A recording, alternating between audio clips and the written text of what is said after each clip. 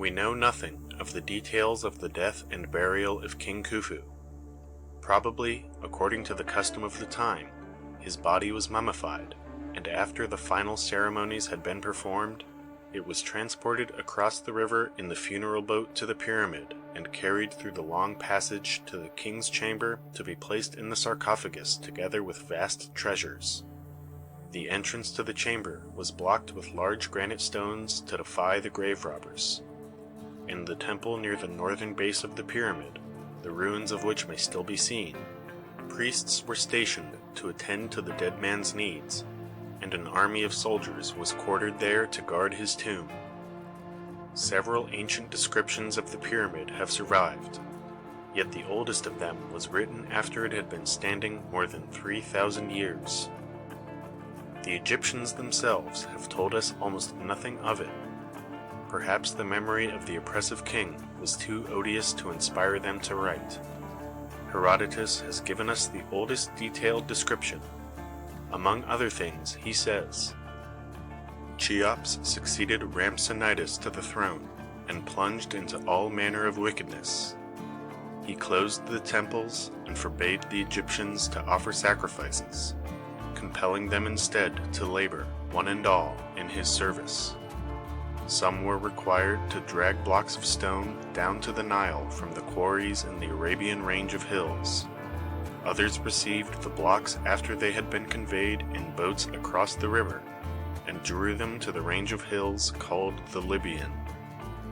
100,000 men labored constantly, and were relieved every 3 months by a fresh lot.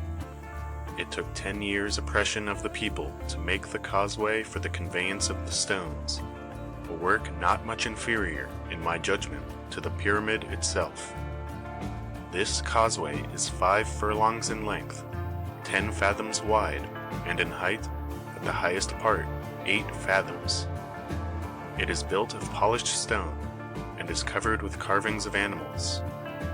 To make it took 10 years, as I said, or rather to make the causeway, the works on the mound where the pyramid stands, and the underground chambers, which Cheops intended as vaults for his own use.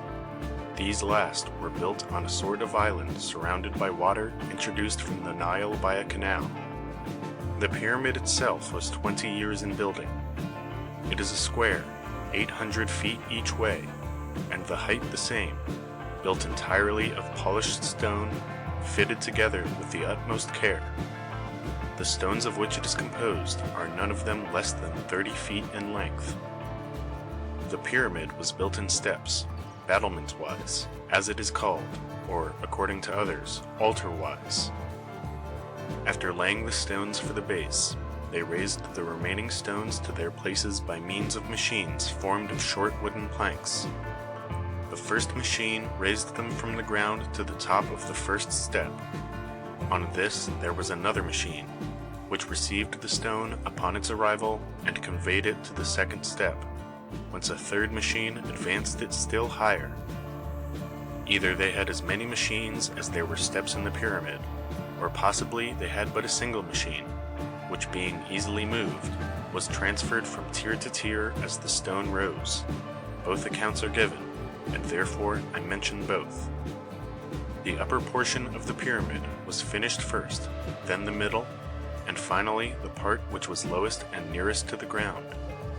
There is an inscription in Egyptian characters on the pyramid, which records the quantity of radishes, onions, and garlic consumed by the laborers who constructed it, and I perfectly well remember that the interpreter who read the writing to me said that the money expended in this way was 1,600 talents of silver.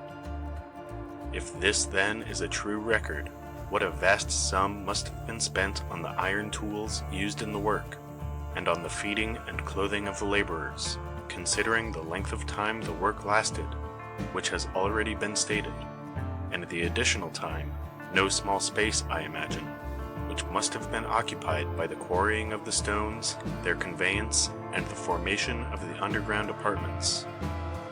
This description by Herodotus, as modern explorers have shown, is not always accurate. No canal connected the Nile with the pyramid.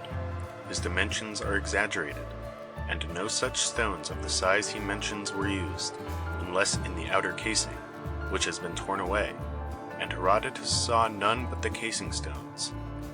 Pliny, the Roman writer of a later age, merely repeats some of the statements of Herodotus. When Khufu died, Khafra, his son, succeeded him to the throne.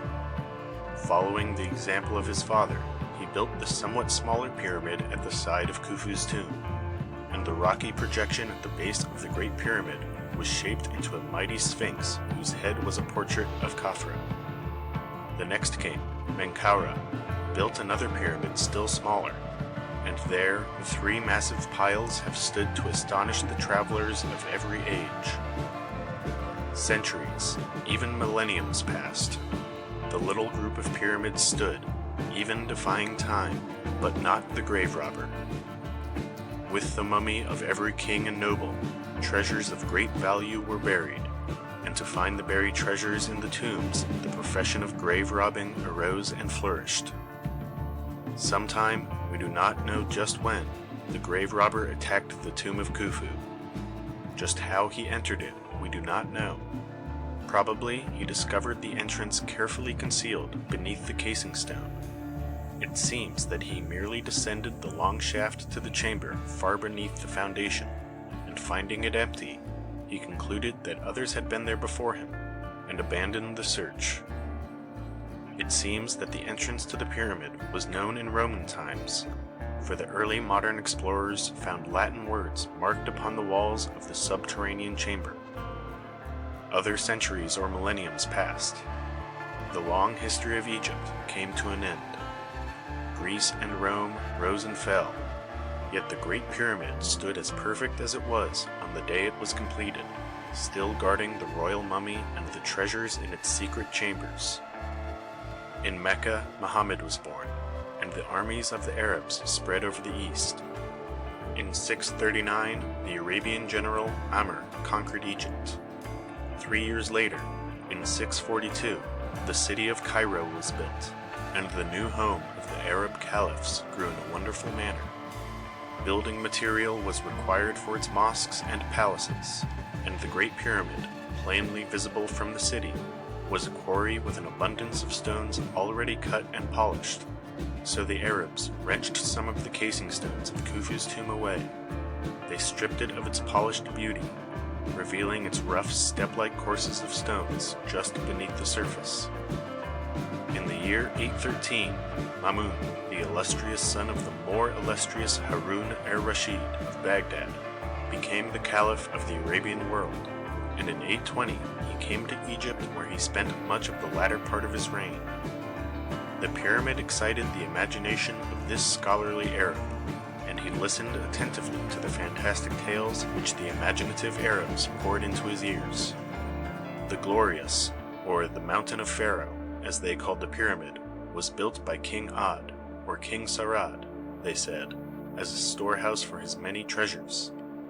Hidden within its chambers were precious stones, weapons that would not rust, glass that would bend and not break, magical stones, and books written by the magicians of old. To guard the treasures was a nude marble figure standing with lance in hand, and wreathed about his head were serpents to destroy all who approached. Mamun had little faith in the stories, yet he wished to learn the secrets of the interior of the pyramid. It seems that the entrance had been forgotten.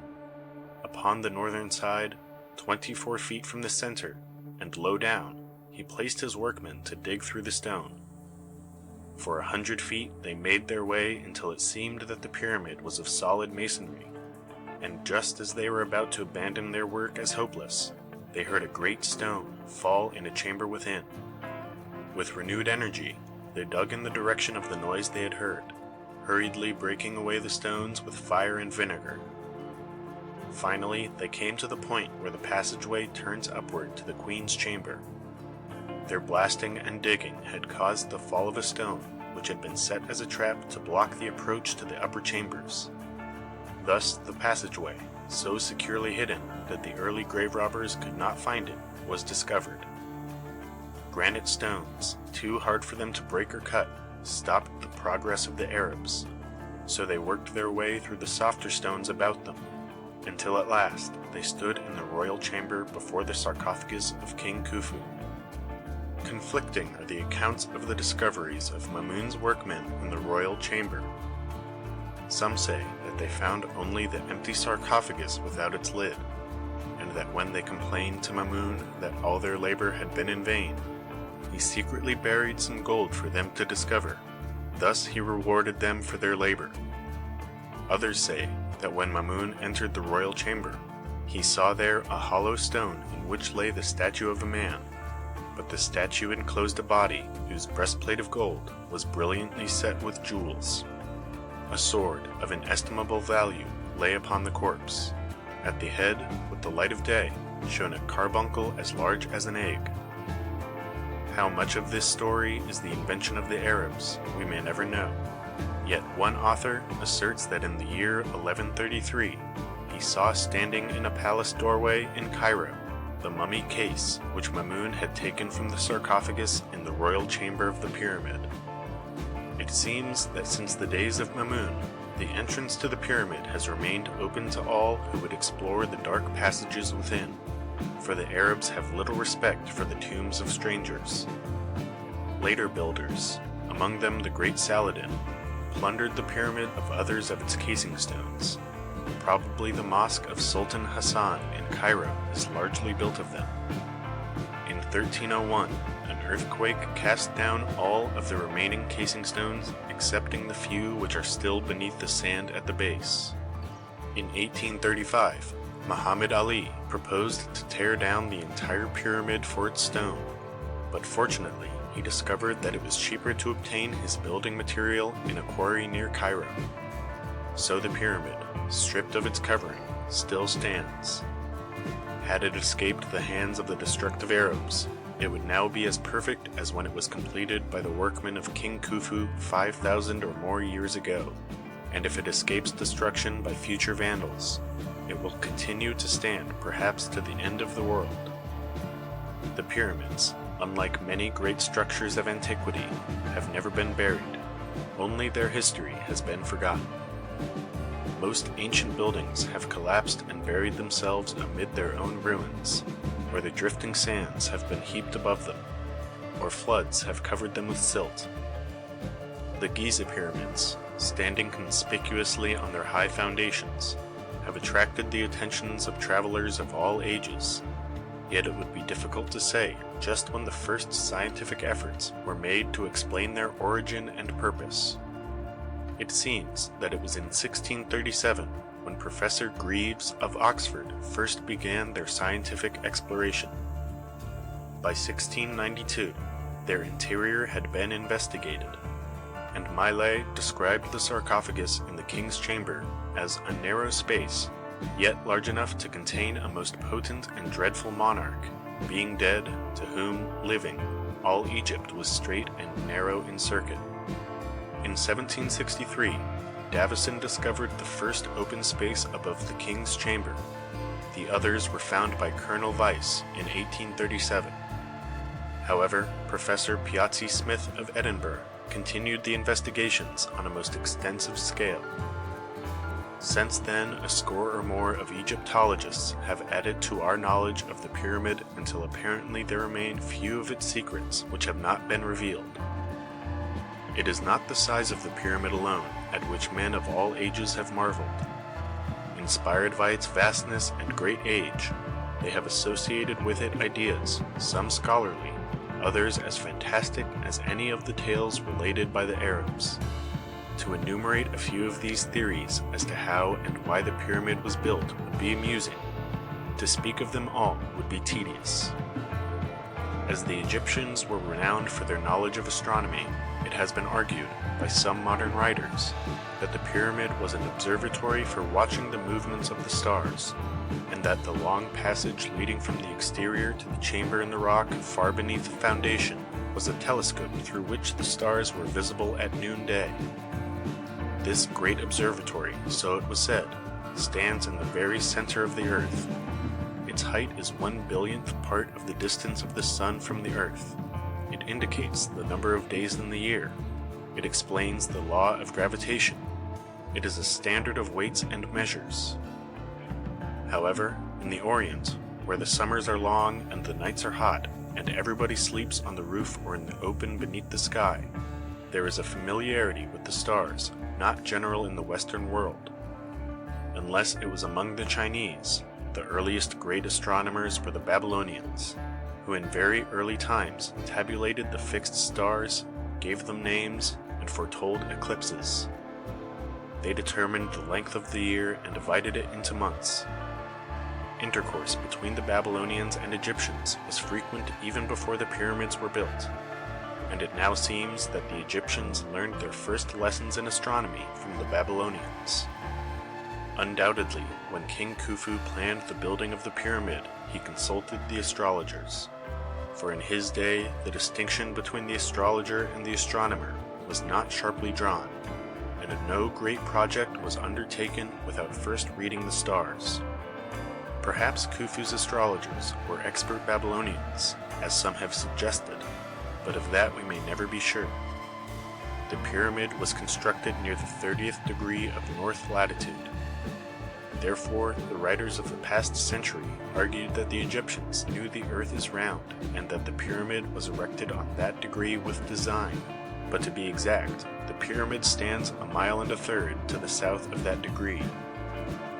Certainly, its location near the 30th degree was merely a coincidence. Certainly, the king selected the site which best suited his fancy, as did the builders of the score or more of other pyramids which were constructed in Egypt. That the sides of the pyramid faced the cardinal points was certainly not a coincidence, for all the other pyramids were oriented in a similar manner. The Babylonian temple towers, so suggestive of the pyramids, especially of the mastaba type, were built with their corners, not their sides, toward the cardinal points. However, the sides of Khufu's pyramid did not exactly face the north, east, south, and west, for in every 5 yards there is an error of 1 inch, but that slight error was undoubtedly accidental. Nor is it an accident that the long passageway, inclining at an angle of 26 degrees and 17 minutes, pointed directly to the North Star, which was then Thuban, or Alpha Draconis, the brightest star in the constellation of the Dragon, but which now is of a lesser magnitude. Undoubtedly, the worship of the heavenly bodies, which permeated the religion of the ancients, was a prominent factor in determining the orientation and construction of the Great Pyramid, but more than that no man can say. If Aristotle was right in saying that the pyramid was built merely to find employment for the idle rich, or as Pliny says, to keep the captives busy, there were few idle hands during the long reign of King Khufu. Another theorist adds that it was built to please the ladies of old, who requested the sons of God to employ their leisure thus rather than in paying them court. Modern religious writers have seen in the pyramid things even more marvelous. To them it shows the unity of God and the origin of the Sabbath. It is a prophecy of the coming of Jesus, of his crucifixion, and the passageways symbolize the spear thrust in his side. It is a memorial of the deluge of Noah, and one writer, asserting that the Great Pyramid soon followed the Tower of Babel and had the same common origin, asks, was it not a copy of the original Tower of Babel? Were not the dimensions of that structure taken from the Ark of Noah? Others, however, do not believe that the pyramid can serve any good purpose, for its dark caves and mummy depositories are Satan's abodes. The Zoroastrians see in its shape a tongue of flame, an emblem of the sun and of the sacred fire. According to the Muslims, it was 300 years before the flood when King Sarad dreamed that the stars fell and the earth collapsed. Again, a year later, he dreamed that as the stars fell, they were transformed to white birds which carried men away. The soothsayers interpreted the terrifying omen. The dream foretold the coming of the deluge. The king therefore commanded the pyramids to be built to preserve the public treasures, the bodies of the kings, the aromatic herbs, and the wisdom of the world which would otherwise be lost. Along with these theories should be included the statement of the renowned Sir John Mandeville, who traveled on long imaginary journeys and recorded the imaginary things he saw. And now also I shall speak of another thing that is beyond Babylon, above the flood of the Nile, toward the desert between Africa and Egypt. That is to say, of the garners of Joseph, that he let make for to keep the grains for the peril of the dear years. And they be made of stone, full well made of mason's craft, of the which two be marvellously great and high, and the t'other ne be not so great. And every garner hath a gate for to enter within, a little high from the earth. For the land is wasted and fallen since the garners were made. And within they be all full of serpents. And above the garners without be many scriptures of diverse languages. And some men say that they be sepulchres of great lords, that were some time, but that is not true. For all the common rumor and speech is of all the people there, both far and near, that they be the garners of Joseph, and so they find in their scriptures and in their chronicles. On the other part, if they were sepulchres, they should not be void within, nay, they should have no gates for to enter within, for ye may well know that tombs and sepulchres be not made of such greatness nor of such highness. Wherefore it is not to believe that they be tombs or sepulchres. But the words even of the great Mandeville fail to convince us, and so again we refer to the father of history, to the truthful Herodotus, who in one brief sentence has told us more than have hosts of later writers, all that modern research has revealed of the purpose of the Great Pyramid. It was the tomb of a king. No journey to Egypt is complete unless it includes a visit to the pyramid and the ascent to its summit. From Cairo, you cross the bridge to the western side of the Nile, where a modern trolley car is waiting to take you to Giza. In the distance to the south, your eye quickly detects the Great Pyramid outlined against the blue of the Egyptian sky. Higher and higher, it seems to rear its summit as you approach. You wade through the deep sand about it, and close to its base you stand looking up its steep high side, doubting if your courage and your strength are equal to the climb. An aged, white-gowned Arab, the guardian of the tomb, reads your thoughts and in broken English asks if you wish guides for the ascent. 3 Arabs, strong, nimble fellows, are assigned to you. 2 of them seize you by the hands, a third pushes you from behind, and you need them all, for some of the steps are quite 4 feet high. Soon you stop to rest. Dizziness seizes you as you look down the steep side, and hugging close to the stone lest you fall, you turn your eyes upward. The great stone steps, one above another, seem to continue in endless succession. Again, your guides pull and push you on. The rest periods become more frequent. Weary and with knees trembling, you try to count the courses above you, but they too are finally surmounted, and you step upon the summit. Then your weariness is forgotten, as you stand enraptured at the panorama of Lower Egypt at your feet. Just beneath you, the Sphinx raises its weather-worn head from the sand. The other pyramids, mighty structures when seen from below, have lost their majesty. The houses in the little village by the edge of the cliff are tiny boxes. Down in the valley, the great broad Nile is a narrow, winding silver band. The clumps of date palms along its borders are patches of green. Here and there are checkered fields of yellow and black and brown, in which the toiling fellahin are of a pygmy race. Beyond is Cairo, a miniature city, whose domes and minarets are vainly struggling upward. To the east, across the valley, the Makatam hills have lost their height. The desert to the west stretches endlessly away until it is lost on the distant horizon. There you stand, as on a mountain peak, looking, dreaming, conjuring up visions of the long-forgotten past. Finally, you reluctantly permit your guides to lead you below. Near the base, before the small opening of the passageway, you stop to gaze into the darkness within. The guides bid you bend low as they lead the way with lighted torches. How long and steep and dark and cool the passage seems. You see the intense darkness in the Queen's chamber. You climb up through the great gallery to the King's chamber. You gaze into the old empty sarcophagus, now marred and broken by the hands of modern tourist vandals. You feel the polished walls, now desecrated with those vandals' names. And again at the entrance you stand blinking in the bright Egyptian sunlight. At the base once more you look upward.